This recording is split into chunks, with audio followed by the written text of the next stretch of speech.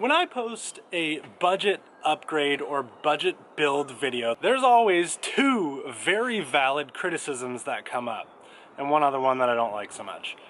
Number one being, not everybody has these kind of tools. Nobody can do this kind of work at home. Those tools are very expensive, and you didn't take that into account when you did this work.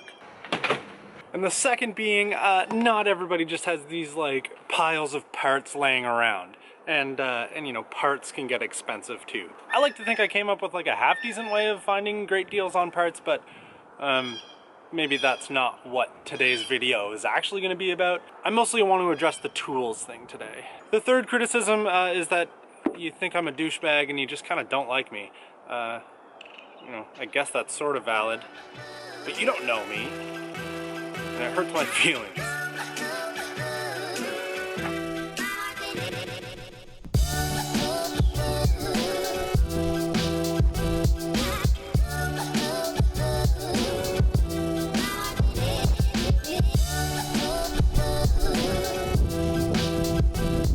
So yeah, it's definitely fair to call me out for working at a bike shop and boasting about cheap, budget, easy ways of doing things, because I have access to parts and I have access to tools. But I can accomplish probably 75% of what I can do at the shop in my basement at home. So apparently we're forecast to get like another blizzard tonight, which is annoying.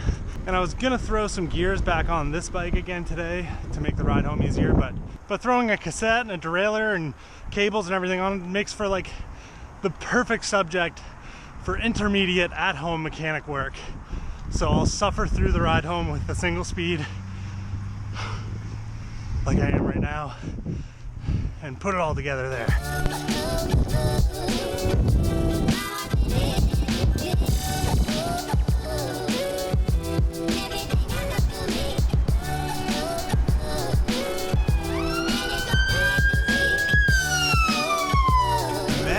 Ambulances in the vlog lately.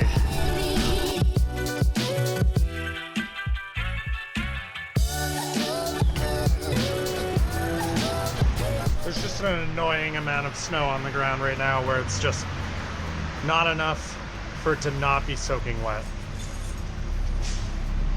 Be a miserable ride home.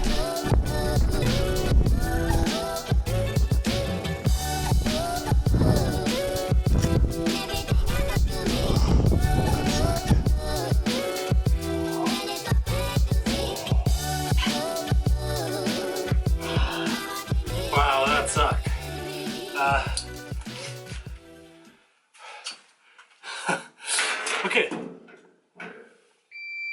Power's out. Damn it. Okay, there's two schools of thought that you can kind of go through when you're building your own home bike shop. You can buy all the tools you need as you need them, or you can buy an entire tool kit with everything that you're going to need and some stuff that you're never going to need and you'll never know what it's for. Me personally, I bought everything as I needed it and kind of built it up as I went. That should really come as no surprise. That's how I do everything. Each way, of course, kind of has its own advantages and disadvantages. Whichever way you go doesn't really matter in the end. It just all kind of comes down to like how you want to spend your money. All I really want to do with this video is like hit the essentials for like decent, do almost everything home mechanics. I know for a fact that I'm forgetting something, I just don't know what it is yet. So what you're seeing here is essentially the tools that I use the most when it comes to any sort of bike work that I do at the house. There's a couple things left out like hacksaws and files, which are also good to have, but when it comes to just general bike maintenance, then everything here is going to kind of allow you to do that. Alright, first up, and hopefully somewhat obviously, a set of Allen keys. You're going to need Allen keys to work on any bike. This tri-cross right here, this could be taken apart completely with this Allen key multi-tool. Save for the stem, which uses Torx head bolts. So while it is obvious that of course you're going to need a set of Allen keys, it's somewhat worth mentioning that investing in a set like this with the ball head type is also worth owning. These are significantly nicer to work with than a multi-tool. Multi-tool style Allen keys are definitely nice and they are very convenient, but working with something like this is so much better. Plus, a lot of multi-tool Allen keys don't come with an 8 or a 10, And it's becoming increasingly common to have to use an 8 or a 10 to pull self-extracting cranks off of a bike. You'll see these go on sale all the time. These are not going to be the thing that breaks the bank. Second, and also should be fairly obvious, is a set of screwdrivers. Really what you want to end up with is at least one quality Phillips head screwdriver. But I find these tend to have a bit of a tendency to grow legs and walk away. While it is increasingly common that you do see derailleurs and other pieces that need to be adjusted using Allen key type heads, there is still a ton of components out there that still need a Phillips head screwdriver to adjust. This is one of these things that sets go on sale almost always at every hardware store ever. When you see that happen, just jump on it. Just grab them even if you don't think you need them. Third up would be a set of metric wrenches. You might not end up using all of them, but a 15 can be used on lower end pedals, and if you've got a single speed, then you pretty much always need a 15 to get your front and rear wheel off. And in the case of this 24 mil, it's the tool that I have to use another tool. So metric wrenches, while you might not use every single size, is definitely something that you should have in your toolbox. Which reminds me, I should mention cone wrenches. I have some, but I use them so infrequently that I actually don't know where they are right now. If you buy these at full price, you're, Four, I don't know if this is necessarily the fourth most essential thing to have in your toolbox, but tire levers are nice to have, and they're cheap enough that you should have them anyway. All right, this numbering system's kind of going off the rails a little bit, but I'm going to call number 5 a set of cutters. Side cutters will do the trick for a lot of stuff at home, but if you find yourself messing with cables a lot, spend the money on some real cable cutters. When I am not working at the shop anymore, that will be the first thing that I buy. But for the little bit of cable routing and cable work that I do, some really sharp and new side cutters will kind of do the trick. I'm gonna save this for last. All right, getting into some actual cycling specific tools. The first thing that I would say is worth investing in is like a decent enough chain breaker. In the beginning I had this cheaper one. I ended up changing enough chains that it would bend things. You can see that that's bent a little bit.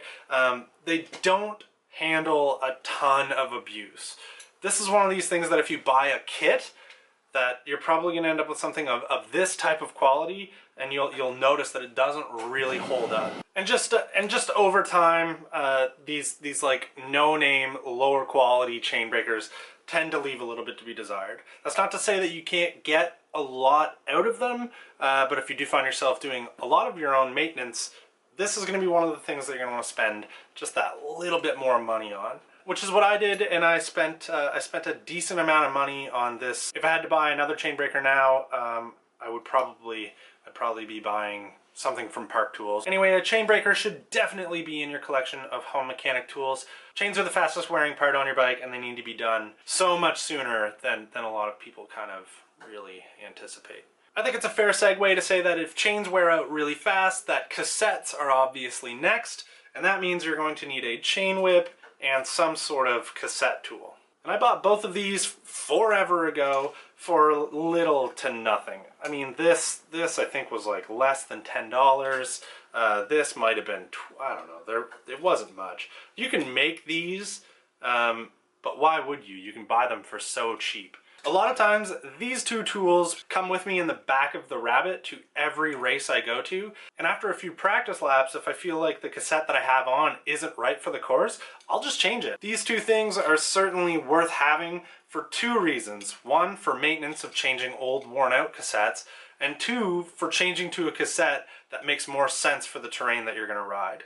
Next up, having a spoke wrench to do minor in-bike wheel trues. If things are rubbing, you can kind of spin the wheel around, grab some spokes. If one feels oddly loose, you can tighten it up at home and get your wheel running a little more straight. So these three last tools are all related and in my opinion are the last of what you're going to need to do a lot of intermediate at-home bike mechanic work. And it all has to do with the crank and bottom bracket area.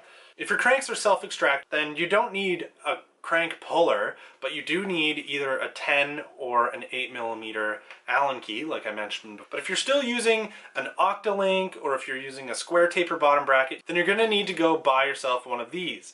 Again, you can get one of these for super cheap. I have linked below. I don't know exactly what the price that I paid for this was. And without this, you can't pull square taper cranks off. Not without a hammer and maybe damaging some stuff. So, and for pulling that square taper crank out, you need this socket. Obviously, I'm going to link this too.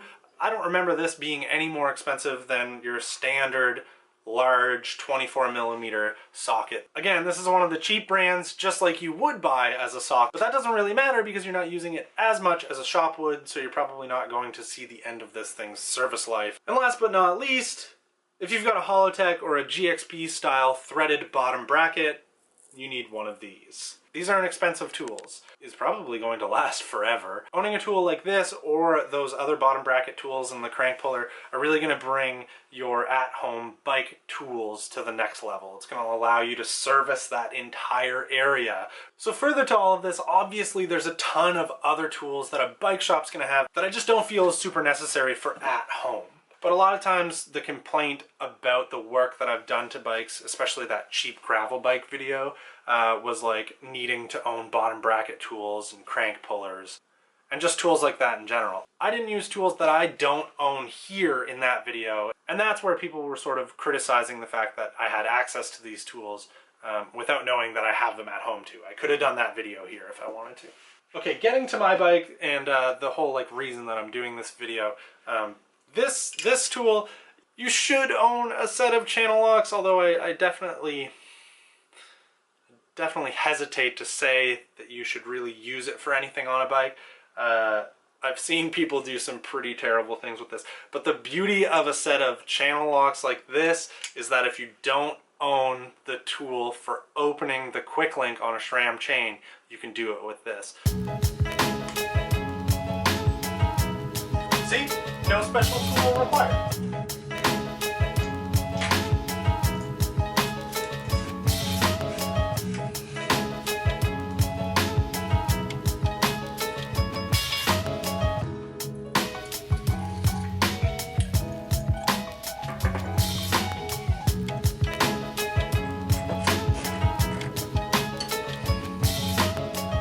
I know a lot of you in the past have asked, how come this bike isn't one by? Like, why do you have a double on it? I don't know, I always just kind of liked having a smaller range cassette on this bike and just using the front derailleur to get that really easy gear. Right now I just put a 1232 on. I don't feel like putting the two chain rings back on, so I'm not going to. I don't anticipate that this non-clutch X7 will allow me to use that non-narrow wide chainring, but because I like doing a lot of dumb stuff with this bike, and you guys love telling me that things aren't going to work, I'm going to put it together without a front derailleur as a chain guide first, and when it inevitably drops, like you all know it's going to, then I'll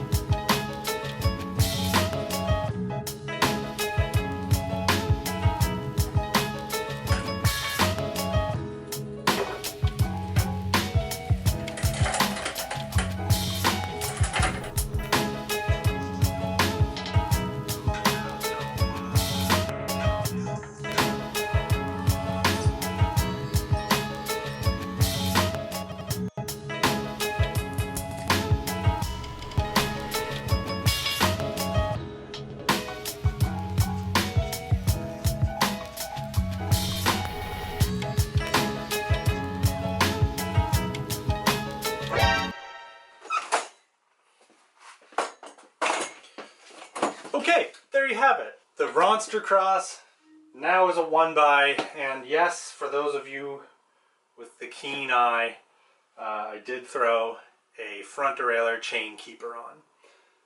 But that's besides the point. The whole point is, yes, all of this can be done at home with reasonably inexpensive tools. I listed everything that I talked about down in the description below. The only thing that I used as a cycling specific tool was my cassette lock ring tool and the chain whip. And out of everything, I would say that those are probably two of the cheapest tools that you can get a hold of. might need to check into that a little bit. I listed a couple tool kits that you can buy that are insanely cheap, that I can only imagine some of the tools in are quite bad, like I mentioned with the chain breaker. Maybe that's not going to be the end of the world at first. And honestly, I think if I was to redo my building of my toolkit, I would just buy one of the super cheap ones, and as things started breaking, or as I started to realize some tools just weren't up to the task, I would then start replacing them. But overall, my whole point of making this video was kind of in response to the response that I got of the Don't Fear Basement Bike Maintenance video. I kind of thought that that would do really, really crappy because it was kind of a crappy throwaway video. It technically wasn't even done. And the response was that a lot of people really like the idea of doing their own home maintenance. And I hope that this video was a significantly better piece of content to watch to get you excited about working on your own stuff at home and owning your own tools. There's probably some thought that you're gonna save some money and that you're not gonna have to pay someone else to do maintenance for you. And what I will say is that the more and more comfortable you get with pulling things apart and rebuilding them and changing things, and what you'll kind of fall into doing is stuff like this. You're actually gonna start buying parts, you'll start acquiring parts, you'll start hoarding parts, and then you'll start tinkering like this, changing things just because you can. Make no mistake, being able to do your own work confidently is far from cheaper than having someone else just maintain your stuff.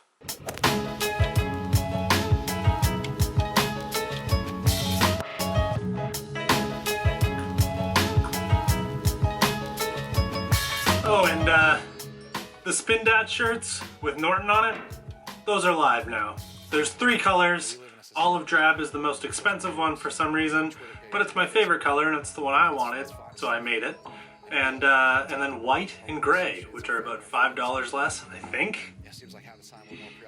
Anyway, if you want one of those, it's also linked down below, or you can click, I don't know, you can probably click somewhere around here. One of these days I'll do another run of the Ride Reasonably Priced Bikes mugs, but not for a little while yet.